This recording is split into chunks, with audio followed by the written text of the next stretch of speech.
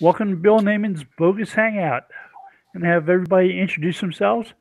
Doc, Hello, everybody. Doc Sheldon here of Intrinsic Value SEO and Search News Central. Steve, Steve Grinzer, Steam Driven Media. Terry, Terry Van Horn, Director of SEO Research, Wellspring Search. I got a title job, Bill. He got a job. Somebody finally made an honest man out of him. hadn't heard that one before. So good deal. Congrats on that, Terry. And I'm Bill Slosky, author at SEO by the Sea and director of SEO research at Go Fish Digital.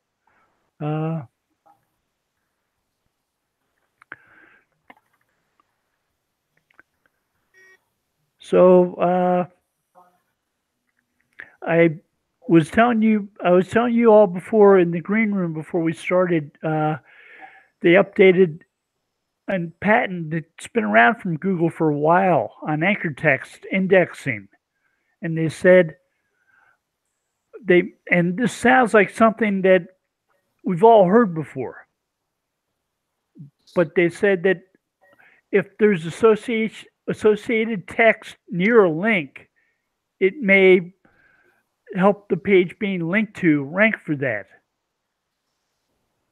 And that's something that I hadn't seen in a patent before. Most of the stuff that we see involving anchor text at Google and hypertext relevance is something that seemed to be around for a while, back in the days of Excite and the World Wide Web crawler. And it was sort of public domain, public knowledge type stuff that Google had incorporated into their patent, into PageRank, into ranking. So there's like no real patents from Google that covers that. So this patent talked about other things involving anchor text and how they crawl pages, grab all the anchor text, grab all the links, and then start crawling the redirects and so on. And this update talked about the associated text near links. And it's the first time I'd seen that from Google, where they actually admitted they might be doing that. But this is the kind of thing that we've been hearing rumors about in web forums and other places for years. Well, it's something that it was like almost like it treated as anecdotal evidence, because you see it happen, but you can't just, it's hard to say, yes, this is why, when because there's so many variables. It's kind of nice to have them actually finally open their mouths once in a while and say, yes, this is a thing. And they're not opening their mouths to help us. They're opening their mouths for these patents to protect the process behind the patent, behind the approach. Sure. It legally protects them so that some other search engine like Bing or Yahoo doesn't use that too. I'm wondering, Bill, would that be in addition to what it passed as PageRank? So if it had associated text to the anchor text, right? Yeah. Then it could possibly send more value than just the page.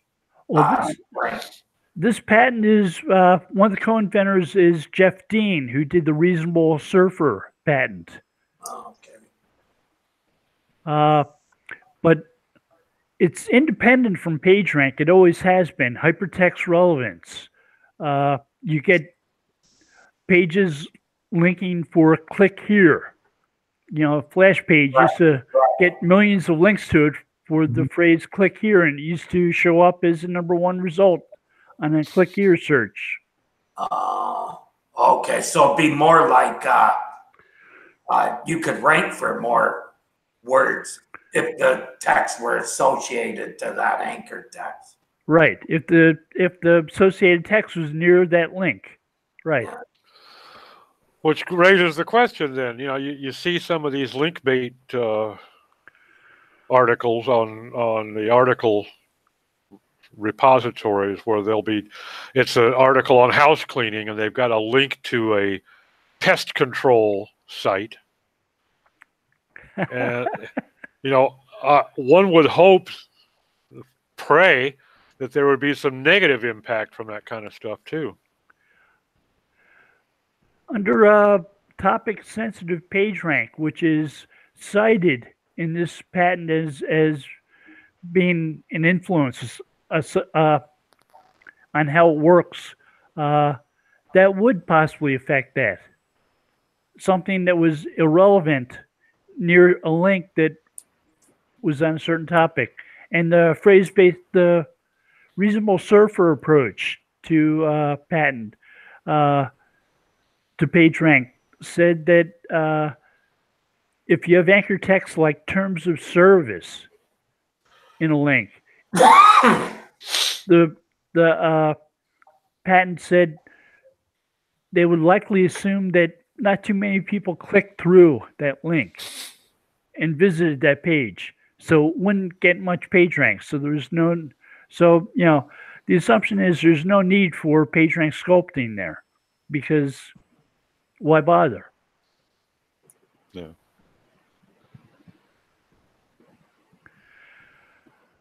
So yeah, it's probably they're probably looking at the anchor text and seeing whether or not it's something that's really appropriate to be linked to from a page, and they might try to do the same thing with the anchor text, with the associated text near the anchor text.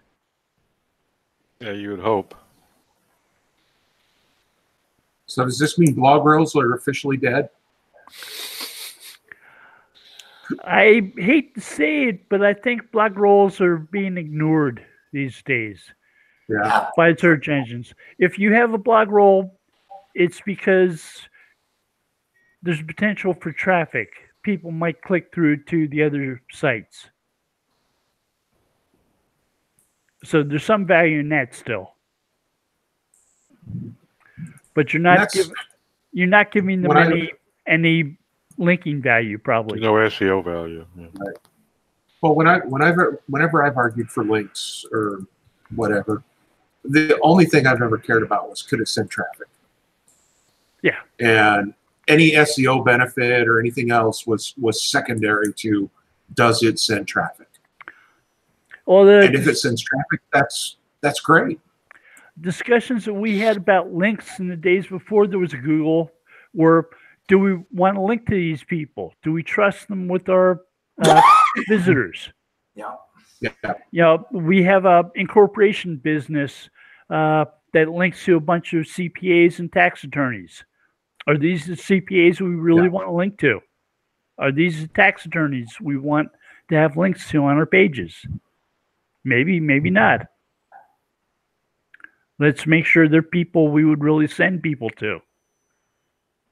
I guess that's the part that always made me laugh was, nobody cared about links until Google came along. And then Google started being mad because of the way we were using links. It's like, wait, you're secondary. I had a page on a website I was working on that was a currency converter. And a bunch of shops started linking to it so their customers could translate whatever currency was in their country to US dollars. And I was looking, what are all these sites linking to my page for? And said, okay, let me get rid of some of the excess branding here and let them keep on doing it. Yeah. That's how you get an audience. Used to be in the day before you really had search engines. That was the first thing you look for. What can I put on my site to get other people to link to it and drive traffic to this page? Not how can I get some, go out and beg for some links from some people, to raise my rank. I always believed it's about the development. If you can't add something to your site that's worth adding for users, it's not worth bugging other people to link to. Yeah. if you can add a couple of resource pages to your site that people find and say, hey, this is pretty interesting. I'll share it with other people. I'll link to it myself.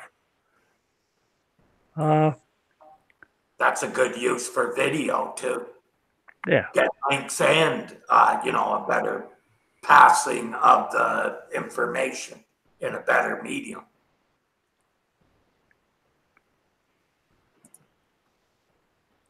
I bet these days most people doing a home project don't go to Google first, they go to YouTube and do a search for how to build something. No, seriously, Bill. If I was doing a home project, that would be the first thing I'd do. Go to Google and say, how do I do this? I've done home DIY projects where I turn to YouTube first thing. Yeah. It's like, okay, so I have to replace the doorknob. I've never replaced a doorknob before. And it's from sometime in 1940s. Yeah. Are there any tricks to this? YouTube University. That's where I've been learning how to do woodworking. Uh-oh. Be right back. Okay.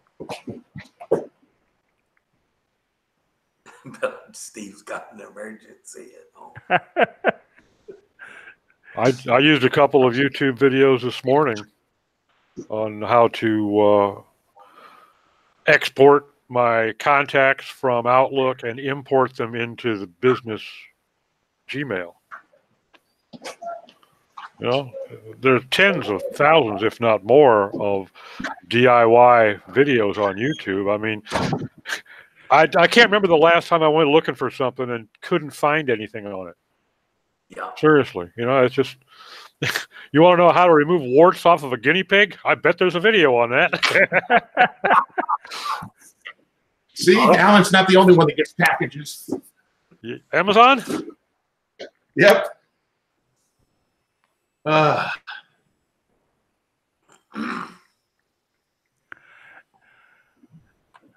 I saw something this weekend that said Amazon might go into the delivery service. They might deliver for other companies. If you look at their affiliate program and their program for people to sell stuff on there, yeah, that's what the big part of their income is, charging people for fulfillment. So they're already a delivery company. Well, in fact, I would say Amazon is more of a logistics company than it is a online retailer now. They're going to do the same thing to UPS and FedEx that they've done to everybody else. They're going to cherry pick the best routes and make it so cheap that nobody can compete with them. Yeah. Mm-hmm. They're going to do to those companies like they did to Toys R Us and all the others. Well, when you look at their plans for what's the name? Crime, you see to do the deliveries the way they want, they got to have a whole bunch of stations to deliver things that fast. Yeah. You can't do it from one warehouse. You got to have stuff in multiple warehouses. They opened a bunch of warehouses near me, new warehouses, and they're early morning hours. They are supposed to be delivering things at like 5, 6 a.m. No, I mean, look at all the places that now have same-day delivery from Amazon. Yeah. Oh,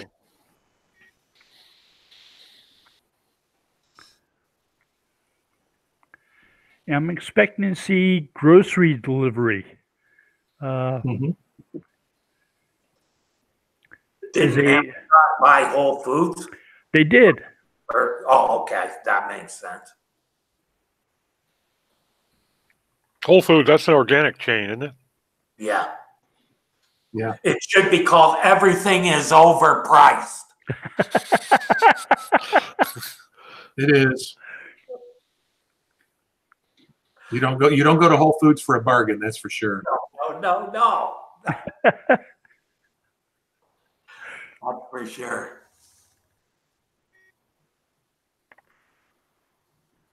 Well, let's put organic on it and we'll charge twice as much. How's that sound?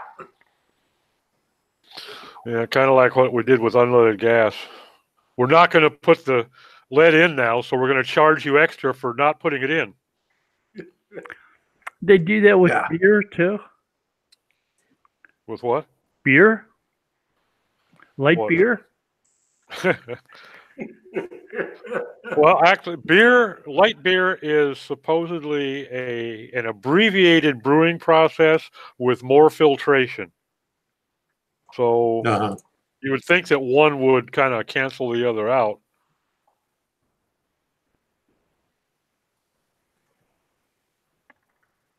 But I'm not a beer drinker, so what do I know? Said in my Kermit voice.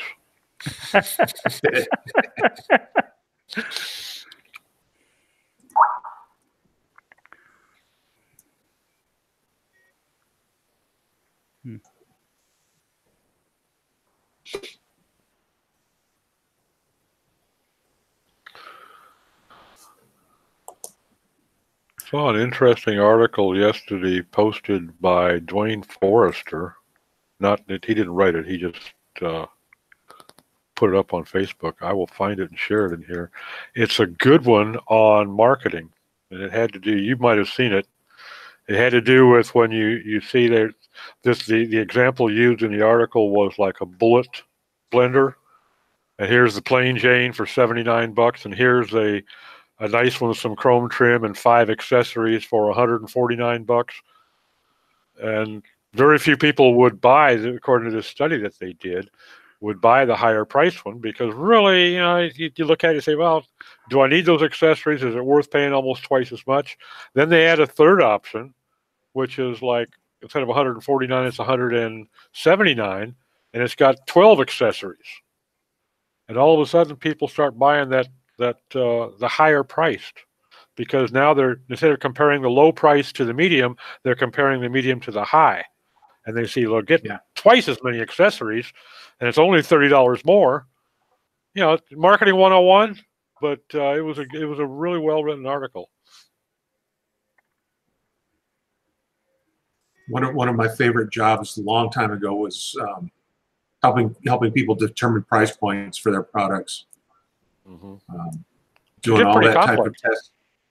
It is, and it's amazing how little it takes to make a difference in what somebody will pay.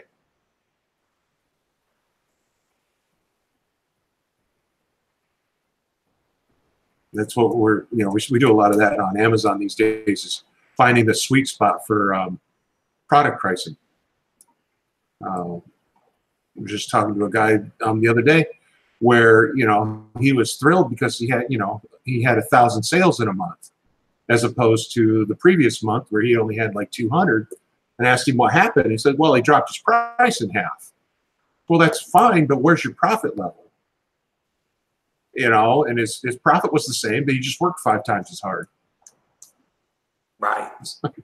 More there's more. There's so many other issues that came up that it didn't make sense. It's like, no, put your price back where it was, or somewhere in the middle.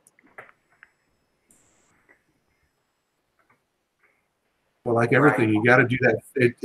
And 3 price points is where it's at: good, better, and best. I found position yourself that way. I found often when you talk to a client, not many of them really know the value of a customer, or even how to figure it out.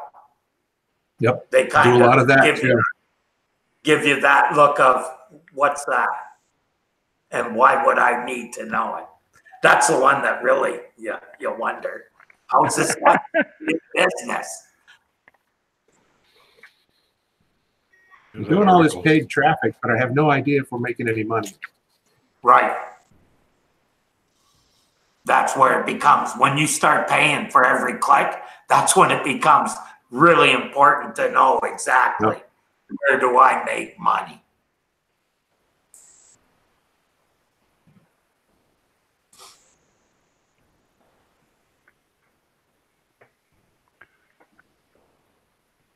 there's also always, yeah, I always ask clients, what do you think? What is the best sale you can make?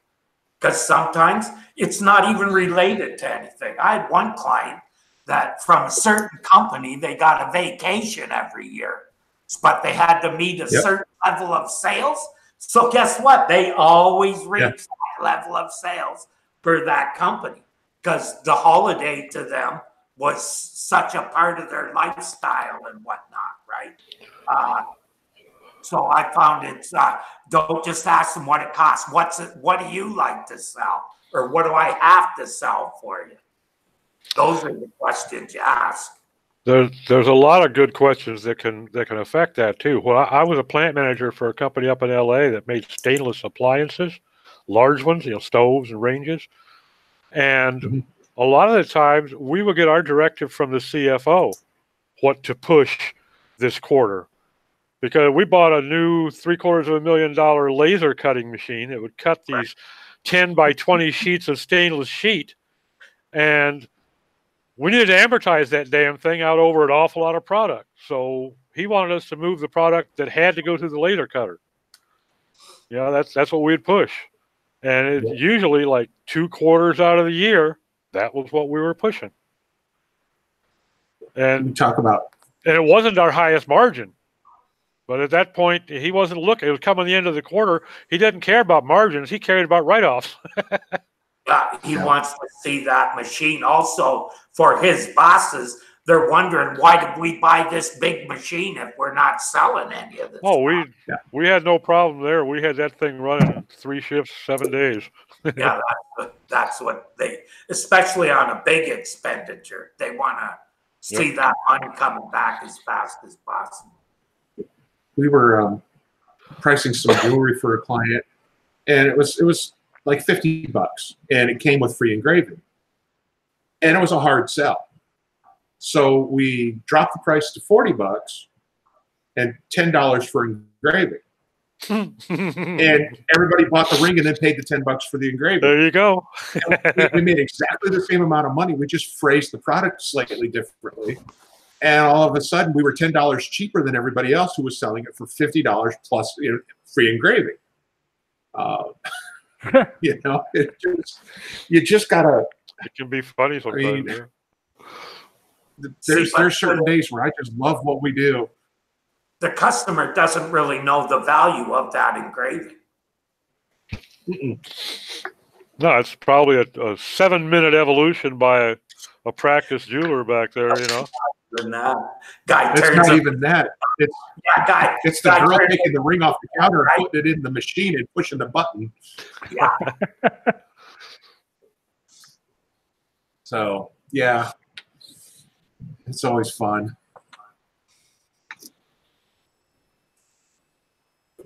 Hey, there's a Whole Foods logo on my Amazon delivery.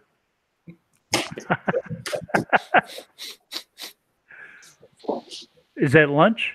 That's got to be Legos. Let's see. What do we got here? That would be Legos. Yep, had a feeling. Oh, that's if it was Terry, it'd be a Leafs sweatshirt. But with you, I knew it had to be Legos.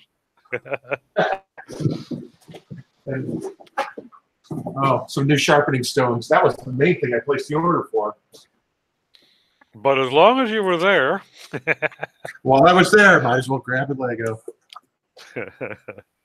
Holy crap, did they trash that box?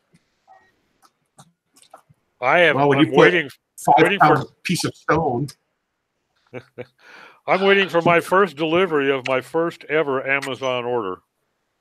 Really? Wow. Well, I mean, I've ordered product on there, but electronic product. But I'm waiting for my books. I've ordered some author copies, and I haven't gotten them yet. They're supposed to be delivered today. And congratulations on the book again. Thanks. Very cool book. I need to write my review. Yes, you do. Oh my goodness. Sorry, distracted.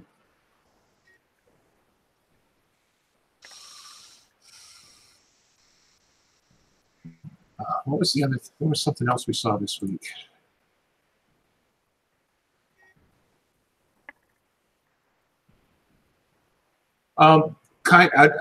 We don't want to get into politics, but I saw a very interesting study done by Reuters this week, where they ran a poll and then turned around and ran the exact same poll, only they changed the question to include the words Trump said. Yeah, I saw that.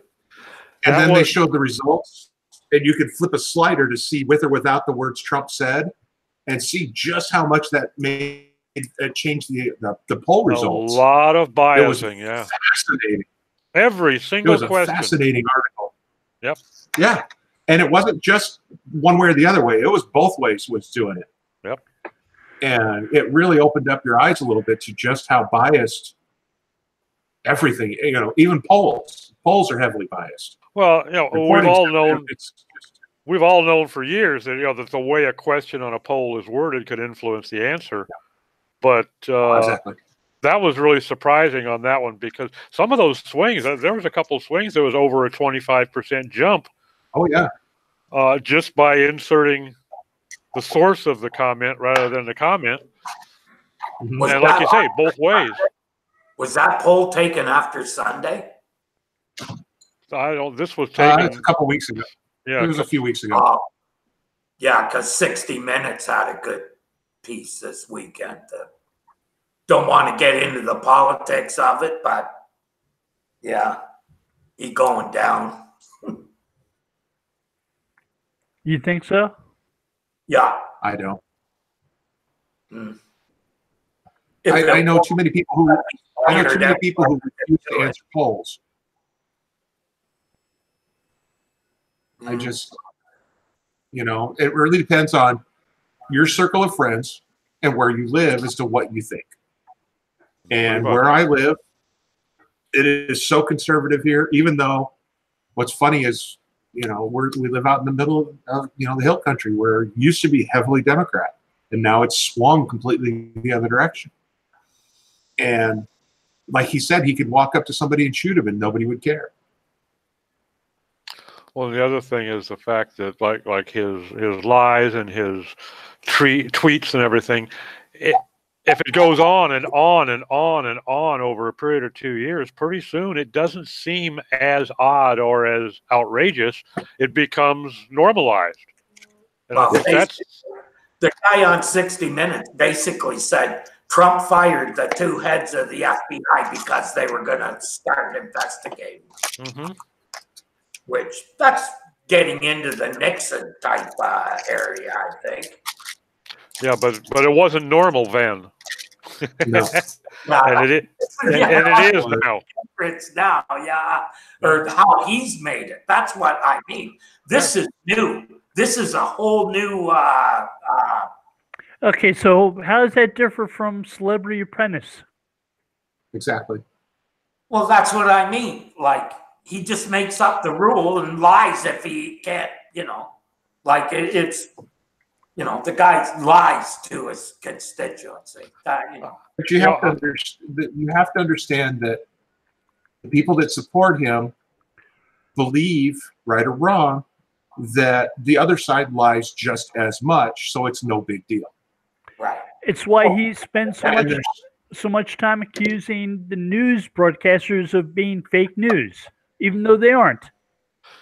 Well, puts that doubt in people's minds. I would agree with some of this.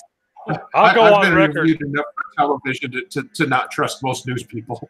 Yeah. I'll go on record right off the bat. I think the man is mentally deficient. Okay, but if he was a brilliant genius at manipulating people, he could not plan his strategy much better, because it's working. Damn it. Yep. Well, I think I believe that Let's move away from politics before we go much further. So what was the other thing we just saw another increase in, what am I going to call it? People talking about sexual harassment in the SEO industry again. Oh yeah. In the last week or two, I've seen a lot more articles about it again. I guess it's because it's convention time coming up.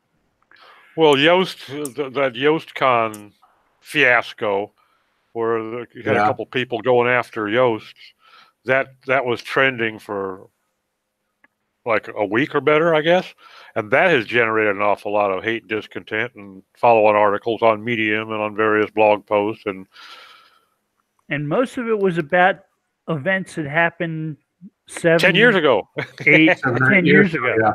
Yeah. Yeah.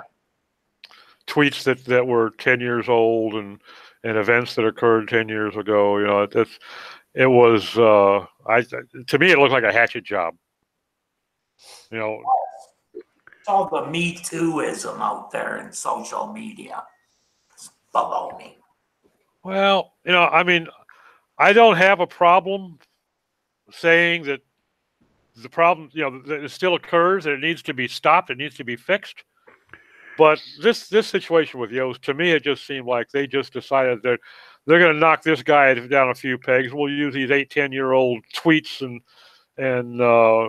statements to do it with, as opposed to some real things that occur, like PubCon last year. You know, instead of Yoast. Yeah, but why get personal at all? The product is easy enough to knock down. That just shows, lack of.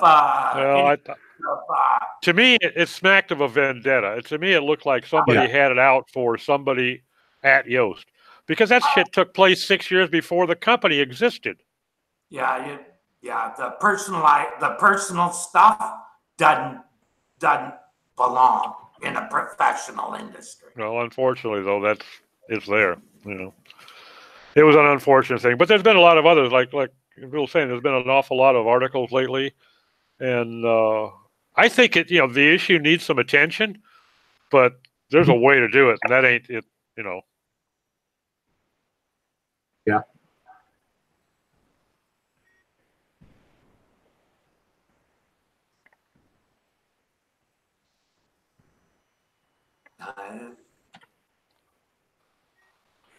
Maybe we need a statute of limitations on tweets.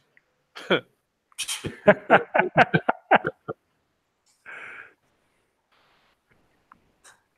really don't regret not being there. How about something like if you get 100 dislikes of your tweet, your account gets deleted? I know a guy that would. I know a guy that would have to do without real quick.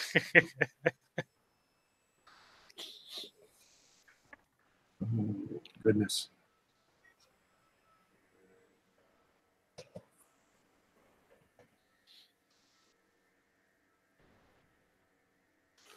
What else is going on this week? Slow news week, I guess. I think everybody's busy shoveling snow. They haven't had time to do much.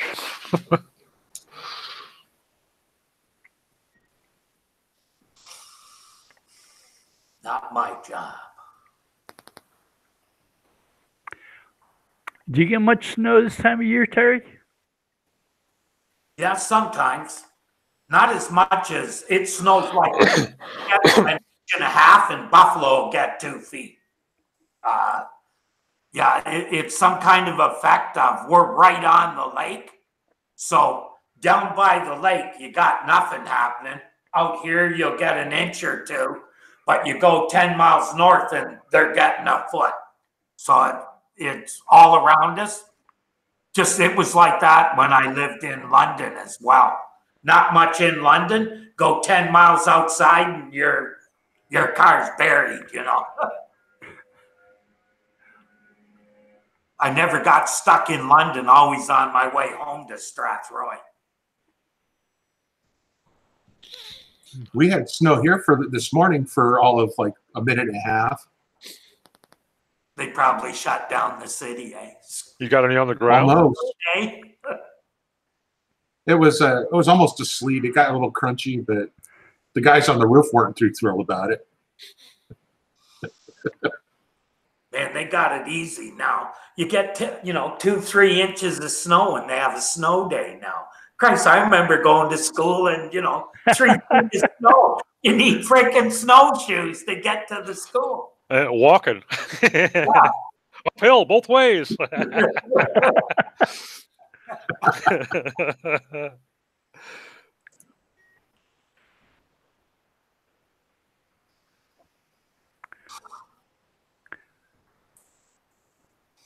Yeah, I think we need to drive about 40 minutes east to see any snow. Because the And go elevation goes uphill. the elevation goes uphill. Yeah. I'll tell you what, you want to experience a Martian landscape. You know where Pine Valley is? No. Or Julian? I've been to Julian, yeah. Okay, well, Pine Valley's in that area. And it's up on the ridge there where the old Cuyamaca fire cleaned up the mountains there, all the way from the Mexican border all the way up to there. And you get up into Pine Valley, and you get on, I think it's the 79 or 78 highway, the Sunrise Highway, Yeah. heading south along the mountain ridge. And the hills are all naked. I went up there on Thanksgiving. Me and my buddy took our motorcycles up there on a Thanksgiving day just for a day ride, and damn near died. There's like 70-mile-an-hour winds gusting to 120 because there's nothing to slow the wind down. Yeah. And I was looking up there. I had a friend that lived up there, and I was looking at his blog the other day.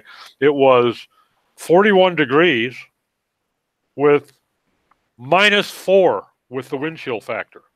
Wow. When you get a 45-degree wind chill differential, you want to stay the fuck inside, okay? That's a pretty hefty wind. I'm telling you. But it's nothing to have 70-mile-an-hour winds up there on a normal day, And I couldn't believe that 45-degree drop with the wind. Oh, I don't know why people would ever voluntarily live in that kind of shit. Prices? Actually, it's pretty pricey to live up there. Is it? Okay. I was looking at a site that was offering land for sale around Julian, and some of that was very affordable. Probably vertical. It may have a 70-degree slope or something that you can't do much with. Your backyard straight up and down.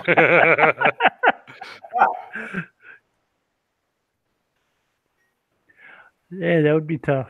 There's some. It used to be really pretty up there, up around Julian, and it's still parts of it is. But they did get hit. They had the big Julian fire several years ago, and they did lose an awful lot of pretty wooded area and a few homes.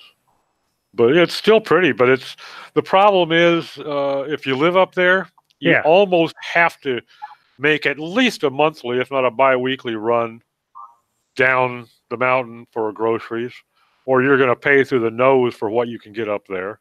Really?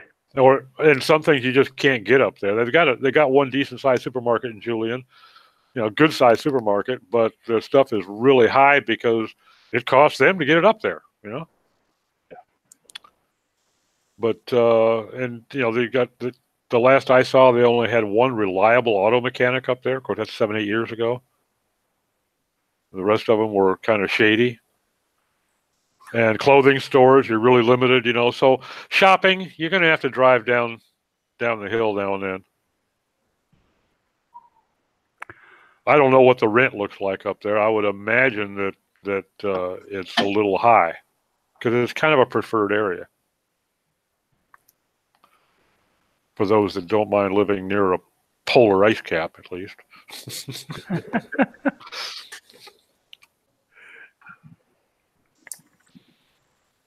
Well, the cost of the homes wasn't too bad. Well, especially if you're comparing the prices where you are. Yeah. I mean, you're not exactly in a low rent district. Well, it's just like when we lived outside of Sacramento.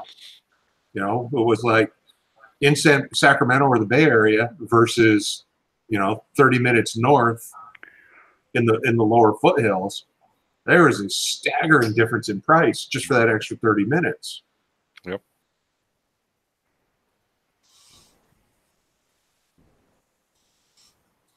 And since I got to work from home, I didn't care how far we lived from where my wife had to go to work. Let her make the drive.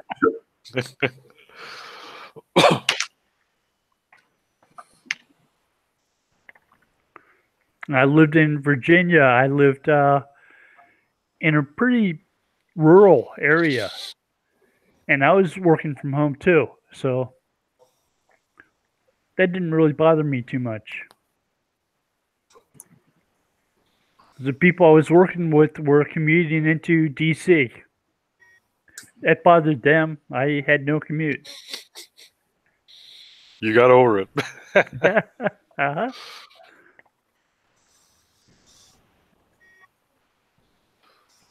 Well, having to drive an hour into DC would still be better than actually living in DC, I think. I think you're right.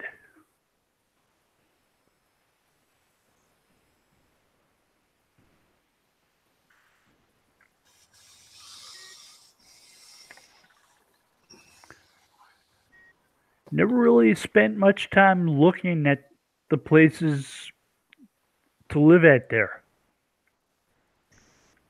So I'm not sure if there's any sections of it that I would want to. There's probably, without being a millionaire, I think there's probably still some areas in the DC region that are not bad at all, but I think there's an awful lot more of them that are not where I'd want to live. Inner city. No thanks. And well, I wouldn't want to live in any city, to tell you the truth. But it's just between the traffic and the schools or the neighborhood itself, or the congestion. It's just, to me, it doesn't look like they had any. They either had no planning or it just grew faster than they could possibly keep up with. It's just. It's not kept up with itself at all.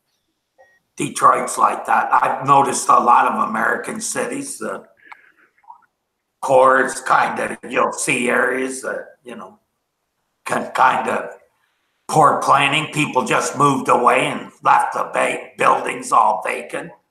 Even in like Orlando, I saw that and I couldn't believe it. In a tourist town, there were areas that when I looked around, I thought, oh, Christ, I don't think I should be around here. Some places people have done some planning, but they stopped at some point and it just spread like sprawl. Mm-hmm. Thinking of Reston, Virginia. It was a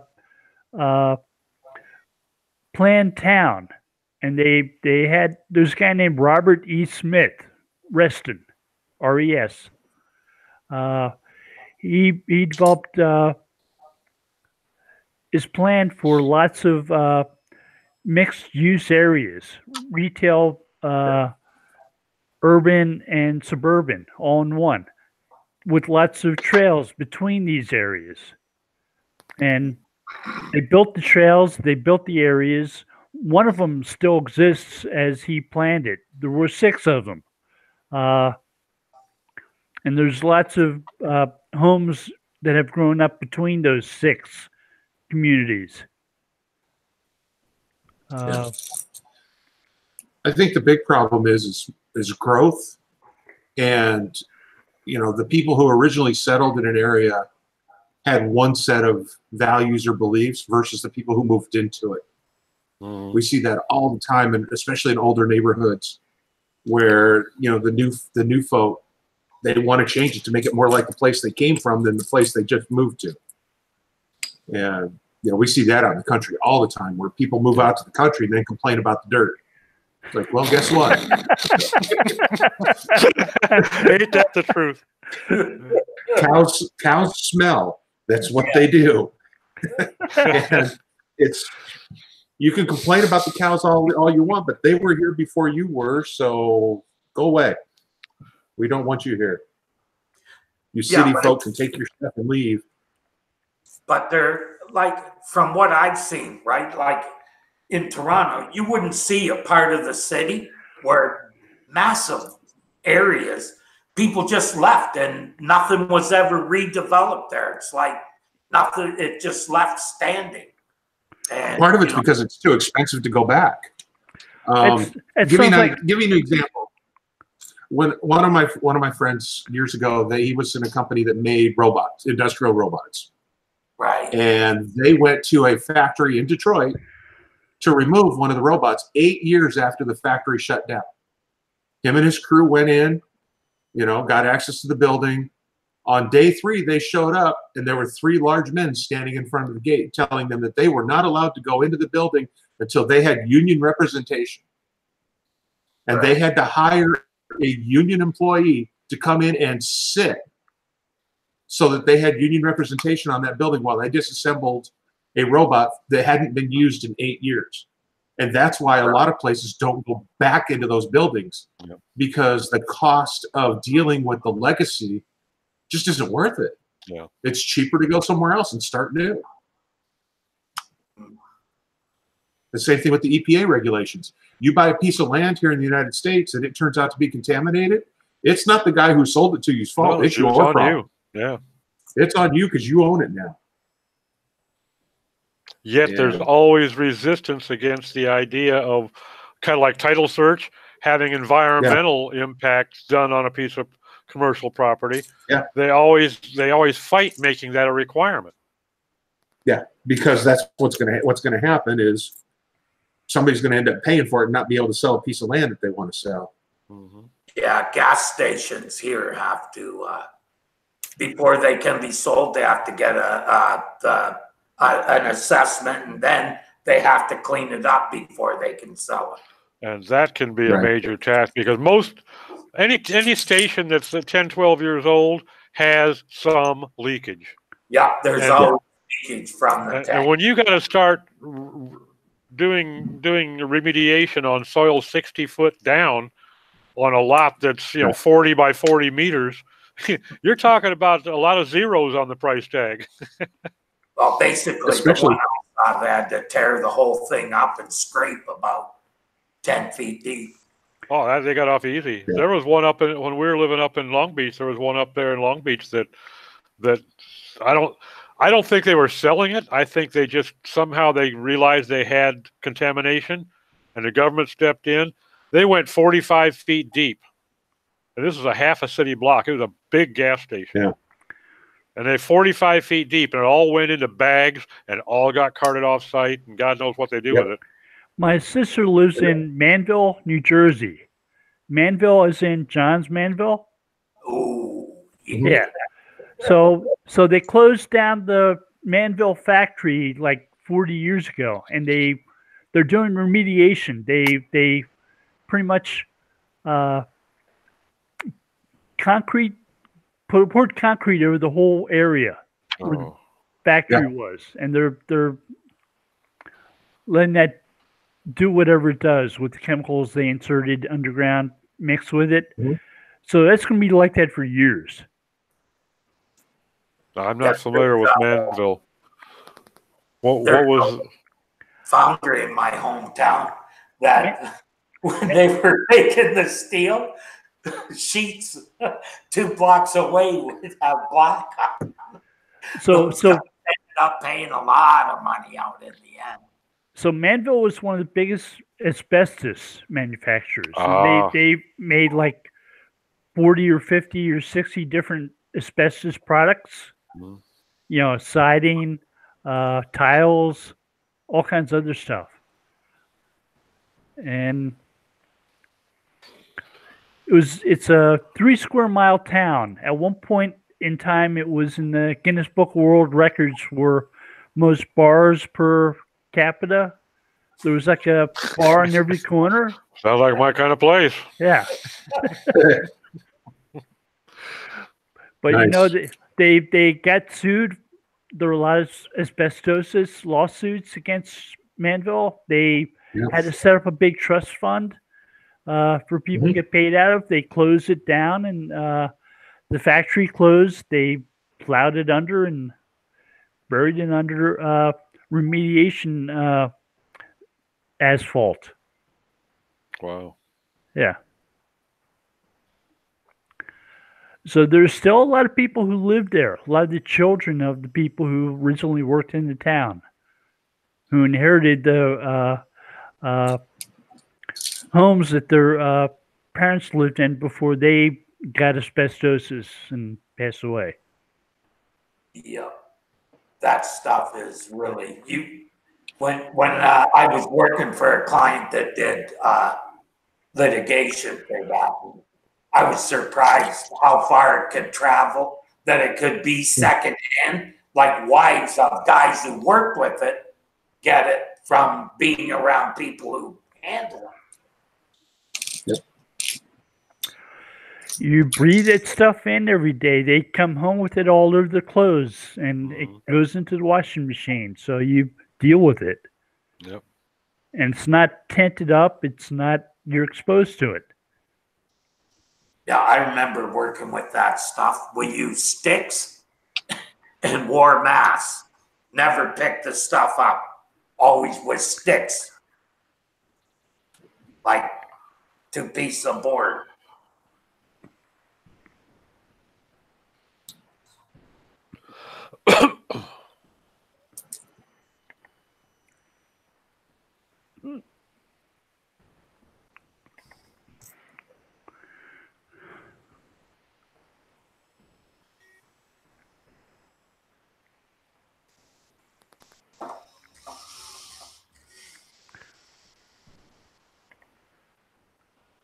So Terry, they got you doing outbound marketing over at Wellspring or inbound marketing?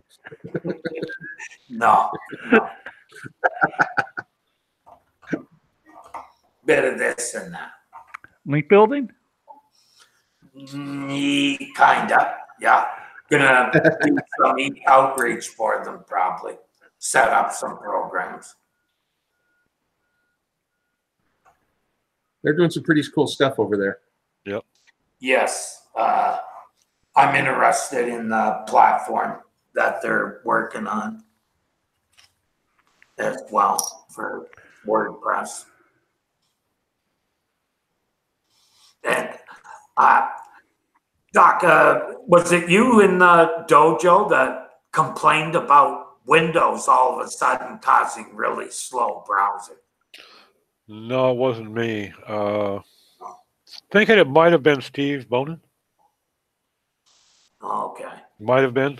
I don't recall. Yeah, I'm finding that. I thought it was just my websites. I was relieved to find it doesn't matter what site I go to. They're all slow. They're all slow now. Yeah. You know, I hadn't noticed it until I saw somebody mention that the other day, and now that I look, it does seem to be slowing down some. Yeah, and to me, it seems like it's a DNSing thing, eh? It does hang in accessing, yeah. Yeah. So I don't know if it's DNS or host or what, but I've seen on 3 or 4 times I've seen that it. I wondered if I've lost my ISP for a minute because it's trying to connecting, but it's not always, and I haven't, and it's not always in the same site. So, you know, I haven't corroborated it, but I'm inclined to suspect Chrome. I found it doesn't matter the browser. Yeah, I almost only use Chrome unless I'm doing something specific. So yeah, and I couldn't say. Chrome is getting really maddening with the caching of images. Like you delete the image from your directory, so it should come up as a broken image, and in Chrome just keeps coming. Yeah, I'm just about ready to go back to Firefox. I had left Firefox behind because it became such a mishmash of garbage. And from what I'm hearing now, that's the direction Chrome is going. And people are telling me that Firefox has improved quite a bit.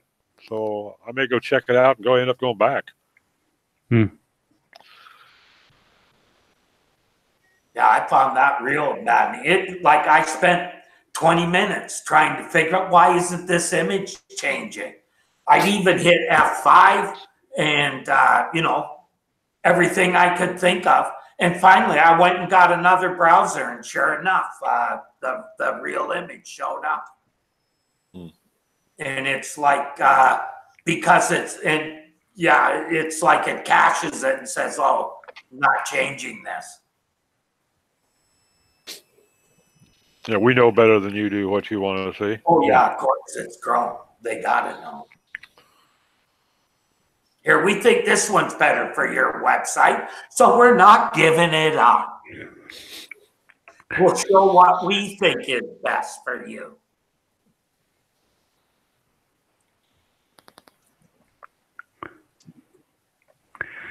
Doesn't give you the option to clear your cache. I don't like clearing the cache because unless you're willing to go through and look through hundreds of cookies to pick out the one Google one, the only other thing is to flush them all, and then you have to chase passwords for months. Well, you can do a hard refresh and clear your cache without affecting your cookies. Just Control F5. Your files only. Yeah.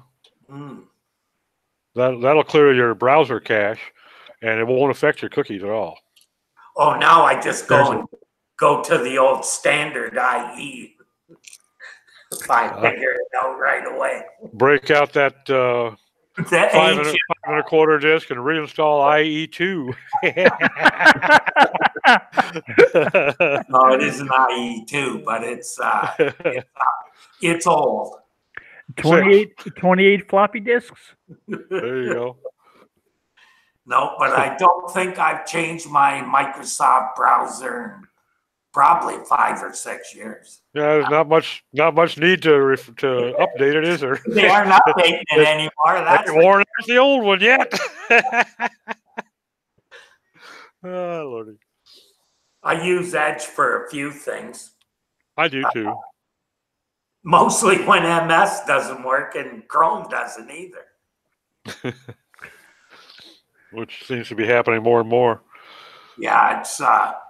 I think you're back to where you have to check things on 3 or 4 browsers now again. Really? Yeah.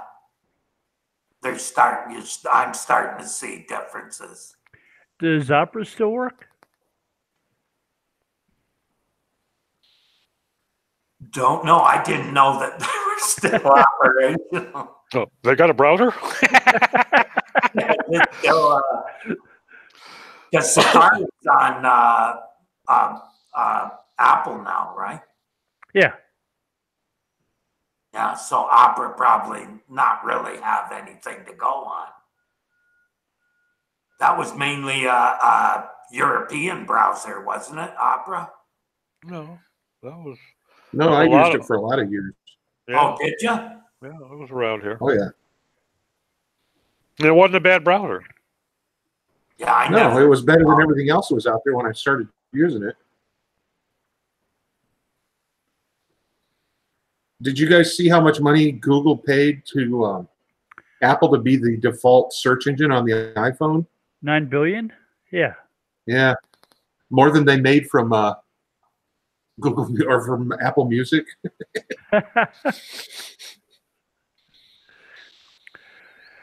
been wondering for years why Apple hasn't tried to start a search engine.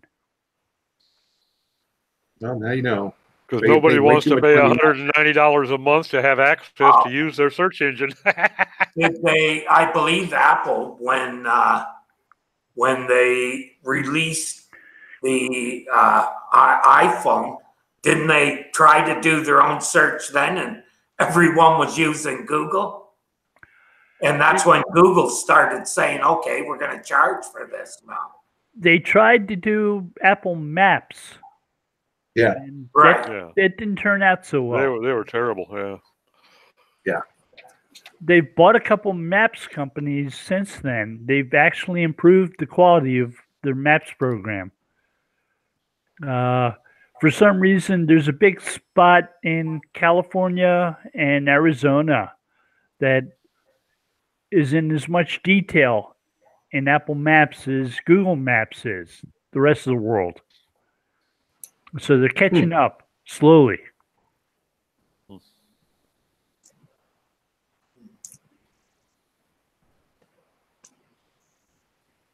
Well, they're going to have a hard time catching up to users if they're not going to have Street View like Google does.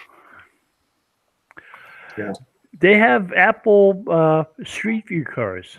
Do they? Yeah, I never heard that.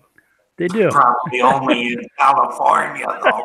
All that matters is Silicon Valley, people. Everywhere else in the world does not matter. Yeah, if you're within 15 miles of Cupertino, you're up. You're in like Flynn. Yeah, that was what I was wondering when you said search companies, because I remember there used to be a big search company out of Cupertino. Might even be the name of the search engine. Trying to think of which one was out of Cupertino. Yeah, it was a long time ago and not a big. Something like Fast? No, it's if I remember it as a smaller company, and maybe there was more than one there because that's probably in the valley there.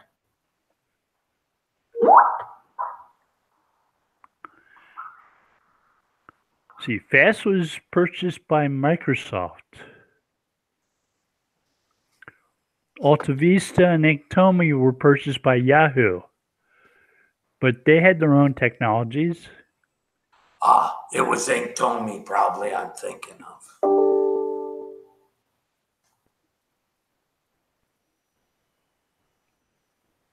That was a pretty good one back in the day. Small index, but a pretty good engine. Yeah.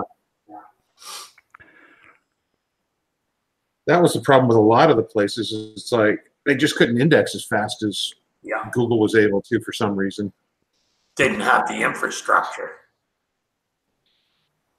Or maybe it was couldn't figure out the infrastructure to build something that big. My impression has been, and this is out of my pay grade, so I don't know if it's true or not, but my impression has been that part of Google's ability wasn't just the fact that they had a tremendous amount of resources, but they also came up with a rather innovative way to network, basically hive mind those resources that sped things up dramatically. Does anybody know if that's... Well, they also have the ability to put their search engine in what's basically a car container, right? So they can put those all over the world. That's how they're so fast. It's easy for them to deploy search somewhere. By car container, you mean railroad car?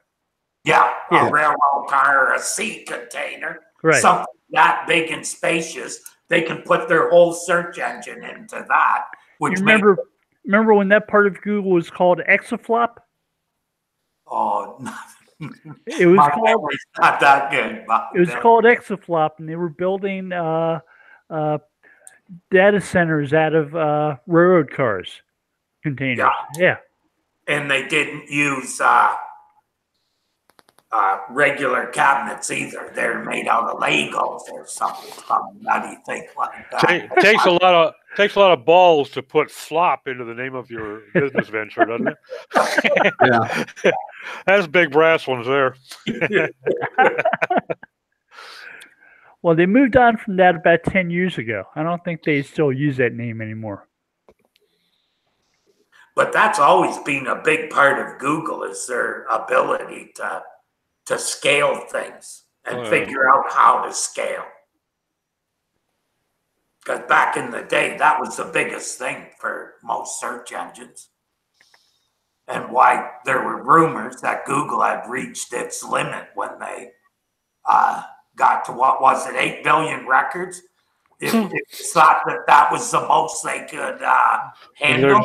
And now how many seconds does it take them to access that many records? There were people who wrote articles about limitations on doc IDs, and that is old. There's a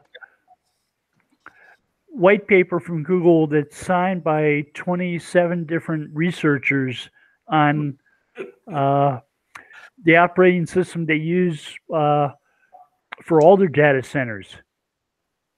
to do load balancing between them. And Right. It's ridiculous. Yeah. And that's part of the thing. Google can deploy stuff so easy. And I remember reading back in the day when electricity was really expensive at one point, they were putting data centers on water so they could use the water from the ocean to cool the data center. Yes. I can tell you, I had servers in my living room. I didn't need heat in the winter. They kept the room more than warm. Sometimes I open the windows. And they do have patent for floating data centers. And it does say that if they decided that they needed more internet coverage in a certain area, they could just float the data center there and connect. Yeah, I think they have a lot of different ways that they can deploy stuff. I didn't until I remember when they were doing a lot of scaling out, and they were talking about the cost for electricity for one data center for a year. It's their biggest expense, if you can believe that. Yeah. Was electricity. Which is why they get into a lot of alternative energy technology. Yeah, you would certainly think that they'd be putting a lot of attention into the possibility of developing, solar or some sort of alternative source on a modular basis. Solar arrays that go along with this container that can actually power it. But I suppose you'd be talking about an acre of solar too. They were doing things like developing kites that generated power. Mm-hmm. They were doing solar too. They're doing wind turbines also. Yeah, I think they were looking at a lot of ways to cut, because I remember when they basically said, well, we choose where we're going to put a big data center by where the electricity is the cheapest. Yeah. Or if they could funnel water through it somehow, through a river or something like that, into the data center and out. Yeah. Well, one of their big data centers too, I would imagine that local capacity would be an issue. Because I know in the States, particularly here in California, if you start talking about putting a manufacturing plant in San Diego and you need 10 megawatts of power, you're going to be limited to 2 or 3 locations in the county where the substations have that kind of capacity remaining. Oh, really? Yeah, I mean, because because they have gone so node-ish. They're using nodes now to power a lot of smaller nodes rather than big ones. And because that gave them the ability, if they had a massive outage, they could reroute power through 6 or 7 different routes to get power to you. Well, so now they don't have as many big stations. And so if you need, on a particular city block, if you need 10 megawatts and you think you might see 20% growth in the next 5 years, you're going to be hard-pressed to find a buy-in. Because I know a couple places here in the county within the last decade that have had to actually pay for the installation of a new substation just to knock it down from 36,000 volts down to a secondary voltage that their substation could handle, because they didn't have. And then, you start talking about bringing power from San Onofre down to North County on your nickel. That stuff is probably $8,000 or $10,000 a fucking foot. Never mind poles or excavation and labor, just the goddamn cable. Yeah, the tiered pricing for electricity here too. That's kind of strange. No, that's been a charitable way of putting it, Billy. So we don't want you using electricity, so we're going to charge you like twice as much as soon as you get up to a certain dollar amount, and that's for all of it, not like progressive taxes. Not just the overage, yeah. And if you suddenly cut your consumption by 90% next week, we're only going to continue to charge this double rate for 2 years.